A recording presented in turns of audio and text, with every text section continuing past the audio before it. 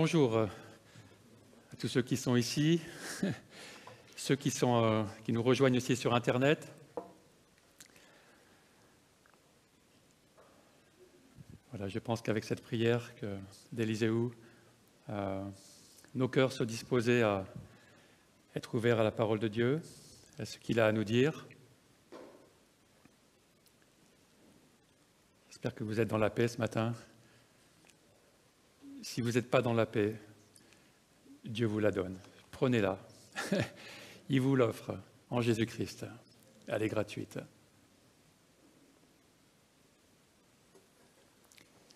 La fille d'un homme âgé demanda au nouveau pasteur de l'église la plus proche s'il voulait bien venir prier avec son père malade. Quand le pasteur arriva, il trouva l'homme couché avec 2 coussins derrière lui, derrière sa tête relevée, et une chaise à côté du lit. Il pensa que le vieil homme avait été informé de sa visite et dit « J'imagine que vous m'attendiez. »« Non. Qui êtes-vous ? » ?»« Je suis le nouveau pasteur. Et quand j'ai vu la chaise, j'ai pensé que vous saviez que j'allais venir. »« Ah oui, la chaise, » dit l'homme alité. « Pourriez-vous fermer la porte, s'il vous plaît ?» Intrigué, le pasteur ferma la porte. « Je n'ai jamais parlé de cela à personne, même pas à ma fille, » dit le vieillard. « Toute ma vie, j'ai eu du mal à prier. À l'église, j'ai souvent entendu le pasteur parler de la prière, mais c'est toujours resté difficile. À un moment, j'ai même arrêté d'essayer de prier. Jusqu'à ce qu'un jour, il y a environ 4 ans, mon meilleur ami me dise « Joseph, tu devrais regarder la prière comme une simple conversation avec Jésus. Voici ce que je te suggère. Assieds-toi en plaçant une chaise devant toi et imagine par la foi que Jésus est là et parle-lui, tout simplement, sur la chaise. Là, imagine qu'il est là sur la chaise. Et ce n'est pas forcément bizarre de faire ça parce qu'il a promis qu'il serait avec nous tous les jours et qu'il entendrait, qu'il nous entendrait. Et puis donc, parle-lui tout simplement de la même façon que tu le fais avec moi maintenant. Alors j'ai essayé. Et puis, j'ai tellement aimé le faire que je m'y suis habitué et que j'ai laissé la chaise à côté de moi. Mais je fais quand même attention. Si ma fille me voyait en train de parler à une chaise vide, j'ai bien peur qu'elle m'enverrait à l'asile. Le pasteur était ému d'entendre cette histoire et il encouragea le vieil homme à continuer de prier ainsi. Il pria avec lui et rentra chez lui. 2 nuits plus tard, la femme l'appela pour lui dire que son père était décédé dans l'après-midi même de sa visite. « Est-il parti en paix ?» demanda le pasteur. « Oui. Lorsque je quittais la maison vers 2 heures, il m'a appelé à son chevet, m'a raconté une de ses blagues, puis m'a embrassé sur la joue. Quand je suis rentré du magasin 1 heure plus tard, je l'ai trouvé sans vie. Mais une chose était quand même bizarre. Apparemment, juste avant de mourir, il s'est penché pour poser sa tête sur la chaise à côté du lit. » Nous continuons notre lecture de la Bible, des paroles révélées de Dieu, dans la première lettre de Pierre, au chapitre 4, verset 7.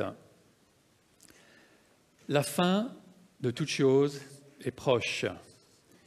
Soyez donc sages et sobres afin de vous livrer à la prière. » Hier matin, pour la prière, nous avons médité ce verset et nous avons épanché nos cœurs devant Dieu. Verset 8. « Avant tout, ayez un amour ardent les uns pour les autres, car l'amour couvrira une foule de péchés. Exercez l'hospitalité les uns envers les autres, sans murmurer. Comme de bons intendants des diverses grâces de Dieu, mettez chacun au service des autres le don que vous avez reçu. Si quelqu'un parle, qu'il annonce les paroles révélées de Dieu. Si quelqu'un accomplit un service, qu'il le fasse avec la force que Dieu communique, afin qu'en tout, Dieu reçoive la gloire qui lui est due à travers Jésus-Christ. C'est à lui qu'appartiennent la gloire et la puissance au siècle des siècles. Amen. Notre passage commence par « La fin de toute chose est proche ». La fin de toute chose.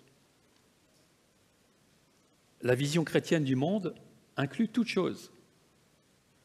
Elle n'est pas seulement quelque chose qui se passe le dimanche matin et qui ne serait pas connecté au reste de la vie, au reste du monde. Comme le remarque très justement Karen Jobs, l'évangile de Christ est une réalité d'envergure cosmique qui concerne toute personne et toute chose sur notre planète. La fin de toute chose concerne l'humanité entière. Et elle s'établira selon la volonté de Dieu. Ce mot traduit par fin contient le sens de l'achèvement d'un objectif, de quelque chose qui arrive à son terme, que l'idée que l'histoire arrive à son terme, que le plan rédempteur de Dieu est en train de s'achever. C'est vrai que l'apôtre Pierre, poussé par l'Esprit de Dieu, a écrit que la fin est proche il y a maintenant 2000 ans. Alors pour nous, ça ne paraît pas si proche que ça, n'est-ce pas? Et d'ailleurs, c'est un reproche qui avait été anticipé dans la deuxième lettre de Pierre, où les gens disaient « mais où est-ce qu'il est, l'avènement de Dieu? C'est toujours comme avant. » Et où il est dit qu'aux yeux du Seigneur, un jour est comme 1000 ans, et 1000 ans sont comme un jour. Qu'est-ce que 2000 ans par rapport à l'éternité? Et même 3000 ans? Ça reste toujours proche. Mais surtout, au niveau personnel, la fin de toute chose reste proche pour chaque être humain. Au mieux, il s'agit de quelques dizaines d'années.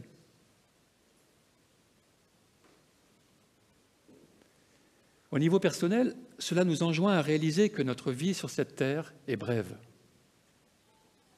et qu'elle n'est pas l'objectif final. Objectif final qui est en préparation. Cette vie déterminera notre destinée future. Cette vie n'est pas notre but. Cela nous enjoint à réaliser que toutes ces choses pour lesquelles nous travaillons, auxquelles nous nous attachons, ont une fin programmée. Ce n'est pas l'obsolescence programmée, mais ça y ressemble. Nous avions été encouragés la dernière fois, au verset 2, à vivre selon la volonté de Dieu pendant le temps qui nous reste à passer dans notre corps. Un temps qui, nous l'avons dit, est infime en comparaison de l'éternité, en comparaison de l'objectif pour lequel nous vivons. Quelle devrait être la conséquence de ces vérités dans nos vies? Qu'est-ce que c'est que de vivre selon la volonté de Dieu pendant le temps qui nous reste à vivre? Eh bien, c'est ce que nous voyons dans ces 5 versets aujourd'hui. Et on voit bien que cela ne met pas la priorité sur les choses, mais sur les personnes. L'apôtre Pierre résume à 2 dimensions relationnelles qui concernent la qualité de notre relation avec Dieu et la qualité de nos relations les uns avec les autres. Comment, d'abord, peut-on cultiver une relation de qualité avec Dieu? Pierre nous donne un élément de réponse dans ce verset 7. « Soyez donc sages et sobres afin de vous livrer à la prière. » La version parole vivante fait ainsi ressortir les différents sens de ces mots et dit « Soyez donc raisonnables, menez une vie ordonnée et sobre dans la maîtrise de soi, la vigilance et le recueillement nécessaires à la prière. » Quelle place la prière a-t-elle dans nos vies? Une relation de qualité avec Dieu passe par la prière. Dieu peut voir combien lui-même est important pour nous par la place que nous accordons à la prière.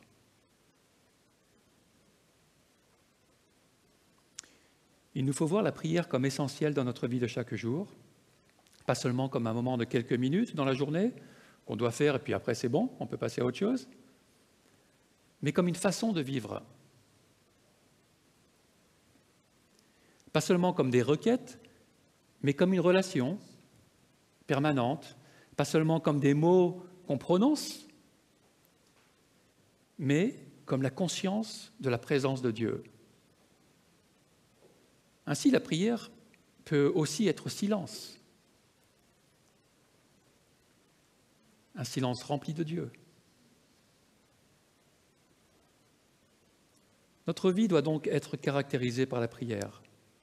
Et si ce n'est pas le cas, il ne faut pas s'attendre à avoir une bonne relation avec Dieu. C'est vrai que ce n'est pas toujours facile de prier et que la prière comporte bien des mystères. Mais c'est souvent nous qui compliquons les choses. J'ai moi-même du mal avec la prière lorsque je me pose des questions du genre « mais comment ça marche ? Pourquoi prier puisque Dieu connaît tout ? Pourquoi continuer à prier si Dieu a déjà entendu ma prière ? A-t-il déjà oublié ? Pourquoi Dieu répond à telle prière et pas à telle autre ? Est-ce que Dieu veut vraiment que je prie pour ça ?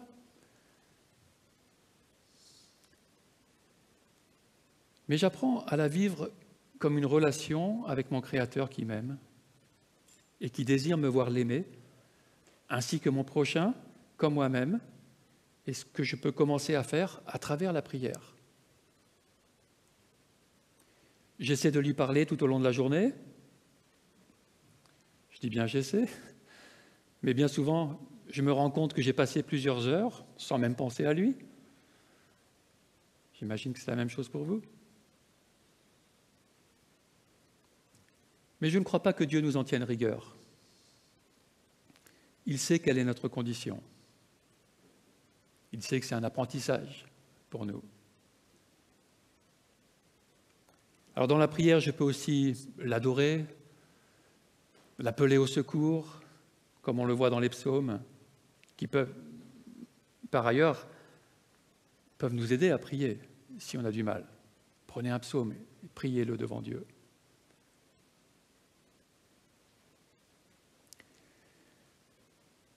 Et puis, donc, je peux l'appeler au secours, mais pas seulement pour moi-même.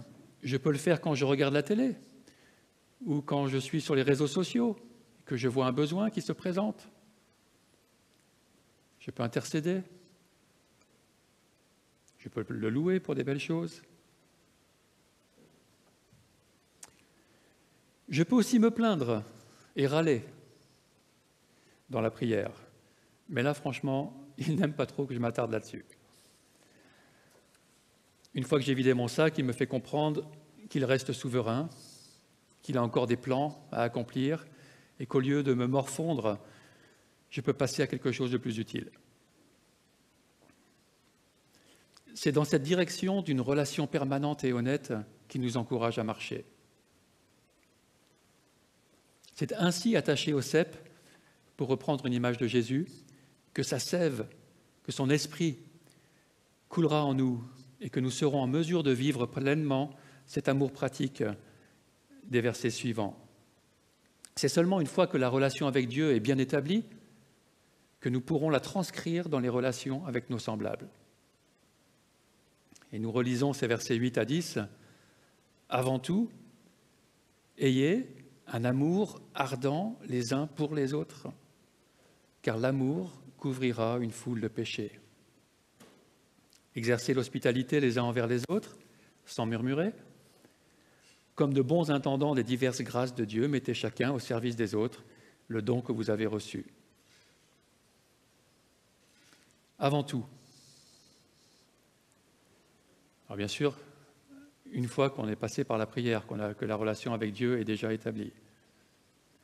Pour que l'Église fonctionne, une chose vient avant tout, une chose qui vient de notre relation rétablie avec Dieu et qui est à la base de tout ce qui peut se faire de valable, s'aimer les uns les autres. L'amour fraternel est essentiel à la qualité des relations des uns avec les autres. Sans cet amour, nous ne serons pas la véritable Église le véritable peuple de Dieu, tel que Dieu le conçoit.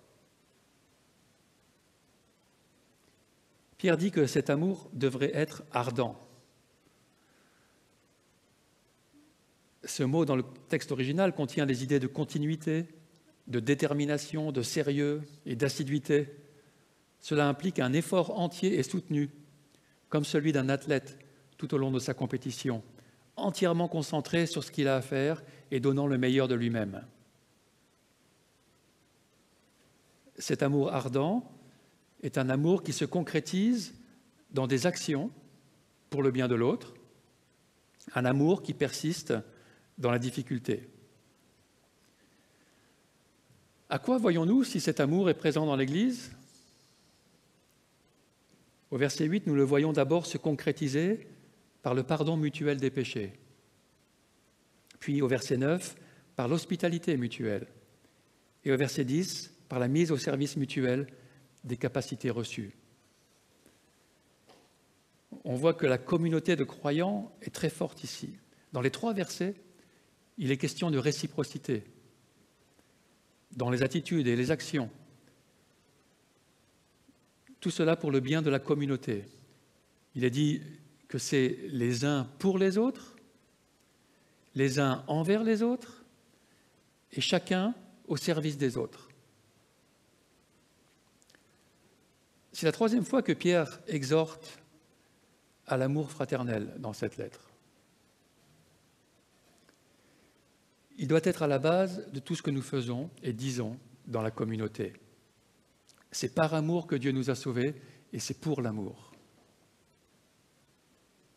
Son but est de former un royaume où l'amour règne entre chacun de ses membres. Ce royaume éternel a déjà commencé et nous participons à son établissement en apprenant à nous aimer les uns les autres, du même amour que Christ nous a aimés. C'est un amour qui passe par-dessus les offenses qui sont faites à notre égard. Ce n'est pas un amour qui recherche ce qui se fait de mal. Et Pierre se rappelle certainement la réponse que Jésus lui a faite lorsqu'il lui demanda « Mais Seigneur, combien de fois pardonnerai-je à mon frère lorsqu'il péchera contre moi ?» Sera jusqu'à 7 fois. Jésus lui dit, non pas jusqu'à 7 fois, mais jusqu'à 70 fois 7 fois. Pierre va dans ce sens dans notre verset 8 quand il dit « Aimez-vous ardemment », qu'on pourrait aussi traduire « Aimez-vous sans cesse », les uns les autres, car l'amour couvre un grand nombre de péchés. Il cite peut-être librement Proverbe 17,9, qui est dans la même lignée de pensée, qui dit « Celui qui couvre une faute cherche l'amour, mais celui qui la rappelle dans ses discours divise les amis. » Est-ce qu'on cherche à aimer ou on cherche à diviser ? Je crois que c'est aussi dans ce sens que l'apôtre Paul dit en 1 Corinthiens 13 que l'amour est patient, qu'il est plein de bonté, qu'il ne cherche pas son propre intérêt, qu'il ne s'aigrit pas contre les autres, qu'il pardonne, qu'il fait confiance, qu'il espère, qu'il persévère. Qu'en est-il pour nous ? Cherchons-nous plutôt à couvrir les fautes par amour ou au contraire à rappeler les fautes en encourageant ainsi la division ? Permettons-nous aux problèmes et différends qui arrivent immanquablement de nous empêcher de nous aimer concrètement les uns les autres ? C'est vrai que ce n'est pas facile à mettre en pratique. C'est contre nature, cet amour-là.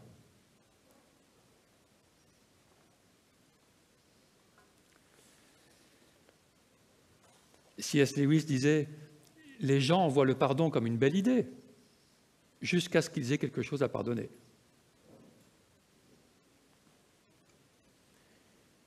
Mais en couvrant le péché de notre frère ou de notre sœur à notre égard, nous agissons comme Dieu l'a fait pour nous. Hébreux 8, 12 dit « Je pardonnerai leurs fautes et je ne me souviendrai plus de leurs péchés. » Dieu dit ça pour chacun d'entre nous qui avons placé notre foi en Jésus-Christ.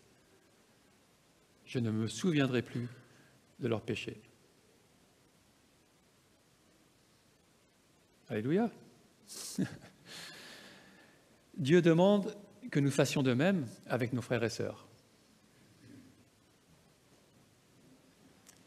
La Bible a noté dit que couvrir les fautes d'un frère, c'est dans ce sens les cacher à d'autres.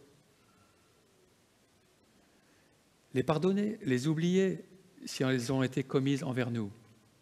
Colossiens 3,13 dit « Supportez-vous les uns les autres, et si l'un de vous a quelque chose à reprocher à un autre, pardonnez-vous mutuellement. Le Seigneur vous a pardonné, vous aussi, pardonnez-vous de la même manière. » Par contre, si nous voyons un frère pécher d'une manière grave, la Bible nous recommande une autre procédure, mais toujours dans le but de recouvrer la communion fraternelle. Et dans ce cas-là, si le péché n'est pas qu'une simple chose que nous devons supporter, nous ne pouvons pas le laisser passer. On peut mettre un pansement sur une égratignure, mais pas sur une blessure infectée ou une fracture ouverte qu'il faut traiter. Nous devrons alors suivre la procédure que Jésus a enseignée en Matthieu 18. Il faudra reprendre le frère ou la sœur avec amour et fermeté, en l'encourageant à confesser son péché, aux hommes si nécessaire, mais surtout au Seigneur et à s'en repentir. Alors seulement le sang que Jésus a versé sur la croix couvrira son péché, et nous aussi pourrons le couvrir. L'amour se manifeste donc par le pardon. Il se manifeste aussi par l'accueil de l'autre, comme le dit le verset 9, qui peut être une application très pratique, d'ailleurs, du verset 8, exercer l'hospitalité les uns envers les autres sans murmurer. Cet amour ardent qui couvre le péché exerce l'hospitalité sans murmurer. L'opposé serait d'accueillir quelqu'un parce qu'on s'en sent obligé, mais dès qu'il est parti, on critique ses faits et gestes en nous plaignant de notre sort, transformant ainsi quelque chose de positif en quelque chose de négatif. Quand je dis « on », c'est que ça m'est arrivé à moi d'agir comme ça. Samuel Benetro dit « L'aveu de la possibilité même de murmure dans ce verset, ou de plainte en ce domaine, apporte non seulement une touche de réalisme, mais rappelle que l'amour est toujours coûteux, en temps, en argent, etc., et qu'il suppose des victoires sans cesse renouvelées sur l'égoïsme naturel.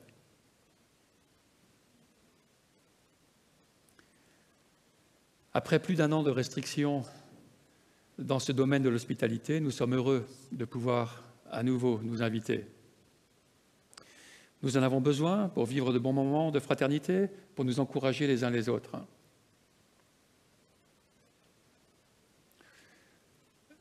Nous voulons nous accueillir mutuellement et passer par-dessus ces petites choses qui nous agacent. Nous voulons être généreux avec ce que Dieu a permis que nous ayons et le partager avec joie. Pour certains, c'est plus facile que pour d'autres, c'est vrai, d'exercer l'hospitalité. Mais nous y sommes tous appelés. Elle est une démonstration de cette fraternité et de l'amour de Dieu. L'amour se manifeste encore au verset 10 par la mise au service mutuel des capacités reçues. Cela dit, comme de bons intendants des diverses grâces de Dieu, mettez chacun au service des autres le don que vous avez reçu. Dieu désire que nous nous aimions en nous servant les uns les autres. Il nous a donc équipés pour cela. Dans sa grâce variée, Dieu donne à chacun de ses enfants une capacité pour l'entraide, pour le bien de l'Église, pour le bien du monde. Une version de la Bible lit la fin du verset 10 ainsi « Gérez bien ces dons afin que la générosité de Dieu puisse couler à travers vous. »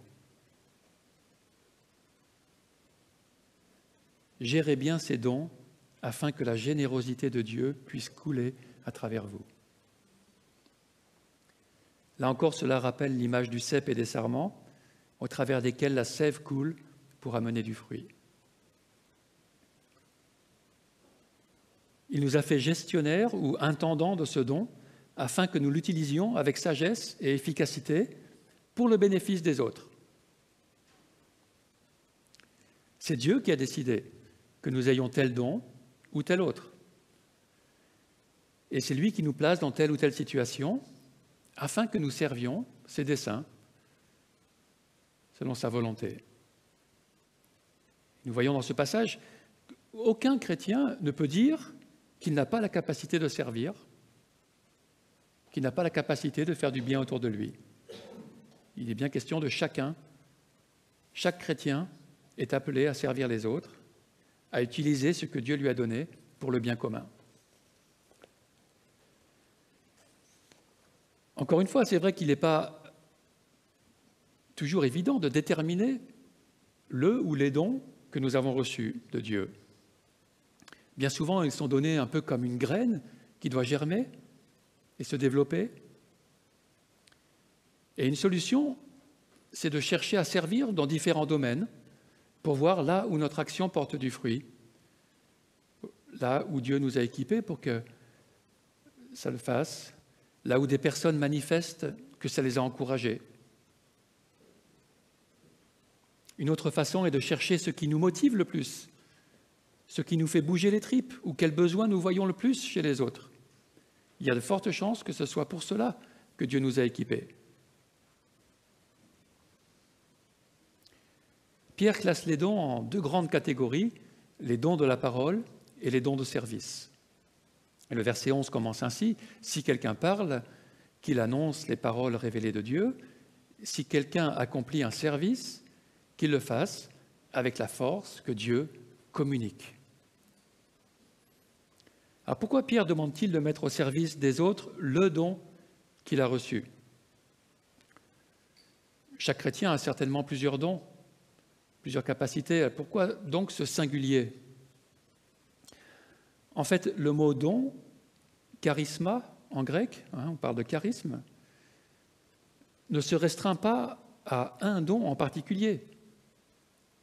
C'est plutôt le caractère de ce don. Il montre simplement que quelque chose est donné gratuitement par grâce. Par exemple, en Romains 6, 23, le charisma de Dieu, le don de Dieu, c'est la vie éternelle. Mais comme ici, il est question de don de Dieu pour le service des autres, nous comprenons qu'il s'agit de capacités qu'il nous donne. Le don de Dieu est au singulier, mais ce qu'il a donné peut prendre des formes multiples, avec en général un service qui se développe plus particulièrement, mais ça peut être plusieurs services. Alfred Kuhn dit ainsi que parmi l'ensemble des dons naturels et surnaturels reçus, il en est qui sont plus spécialement adaptés à notre personnalité et à notre vocation. Ils sont donc prioritaires. Ce sont eux que nous devons développer. Ainsi, celui qui a reçu le don d'évangéliste se sent dans son élément lorsqu'il est en contact avec des inconvertis auxquels il peut parler de Christ. L'enseignant s'épanouit quand il peut enseigner des vérités profondes du plan de Dieu. Celui qui a le don de miséricorde est heureux quand il peut se pencher sur des gens dans la détresse et les soulager. Christian Schwartz, qui a étudié le sujet en profondeur, discerne quelques 30 dons spirituels dans la Bible. Alors en voici la liste par ordre alphabétique. Je pense que tu peux l'afficher, s'il te plaît.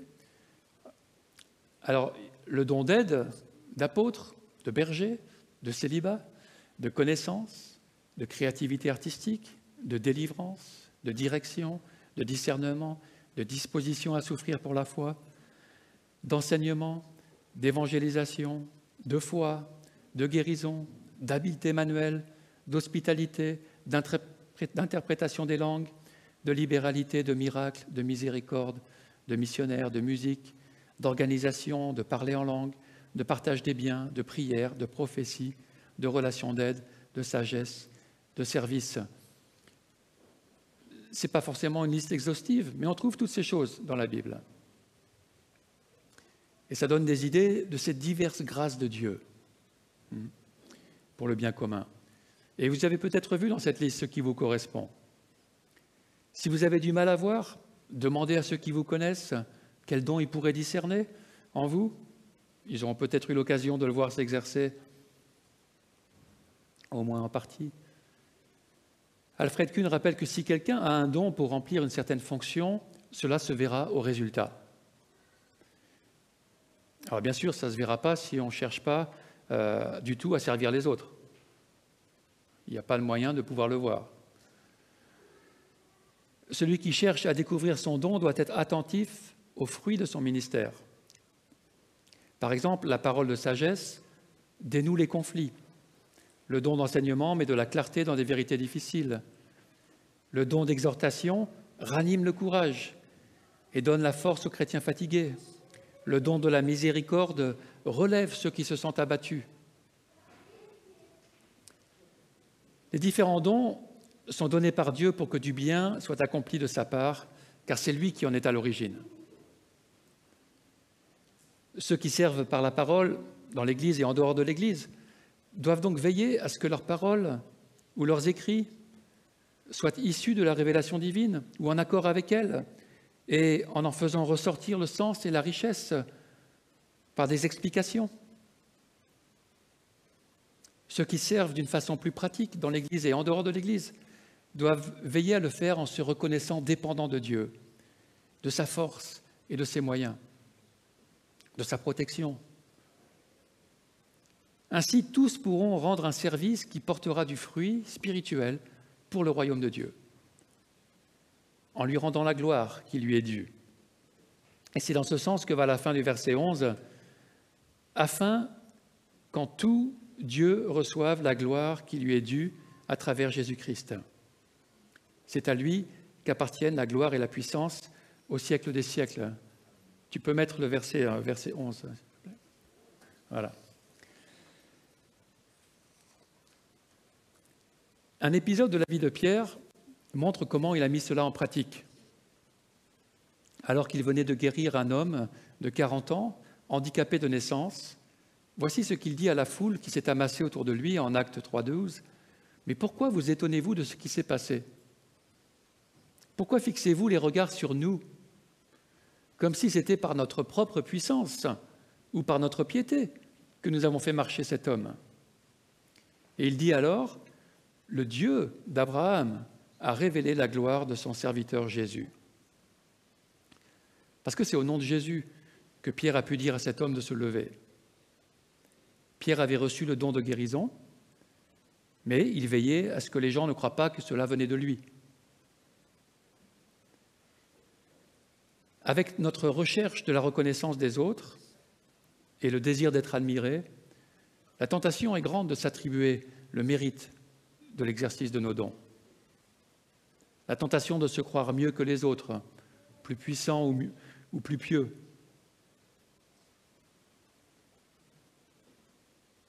Mais cela serait injuste envers Dieu, car 1 Corinthiens 4,7 dit « Mais qu'as-tu que tu n'aies reçu ?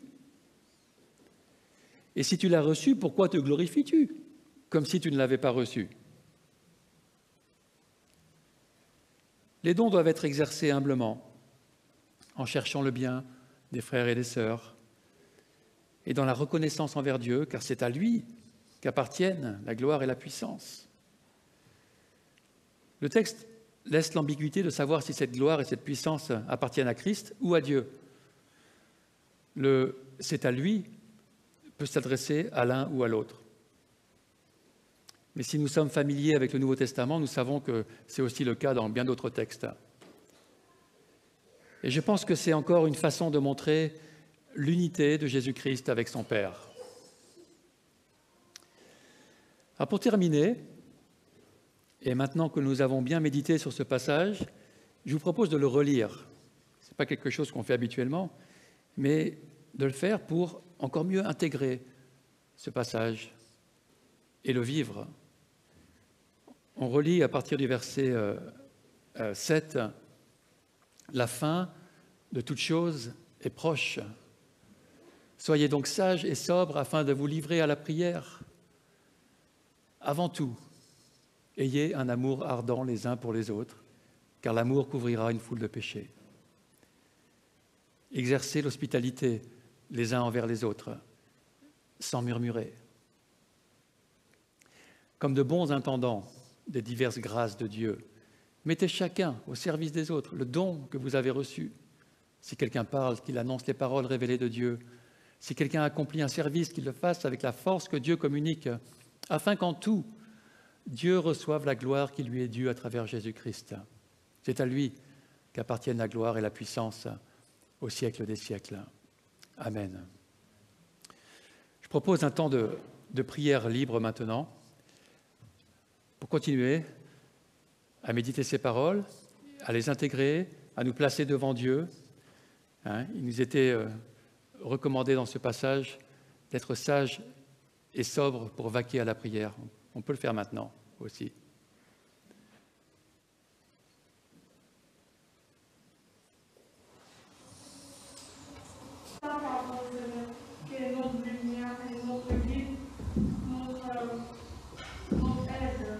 Merci Saint-Esprit pour qui tu es en nous. Wow. Merci Seigneur pour ton amour. Que toute la gloire te revienne Seigneur, notre Père et notre Seigneur Jésus-Christ. Pour toujours. Amen.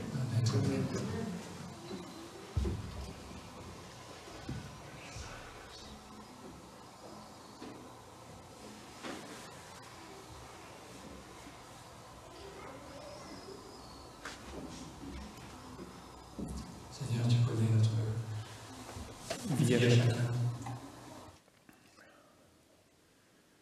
Tu sais que dans tous ces domaines, nous avons à progresser. Mais tu mets ce chemin devant nous. Tu nous montres ce qu'est ta volonté, la direction que l'Esprit veut nous aider à suivre et dans laquelle marcher.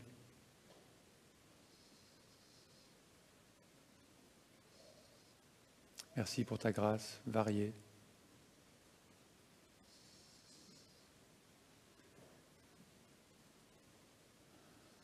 Merci parce que tu es comme le Père du Fils prodigue qui attend que nous revenions pleinement chacun à toi. Et tu nous accueilles, tu ne fais pas de reproches. Tu nous accueilles si nous venons dans la repentance.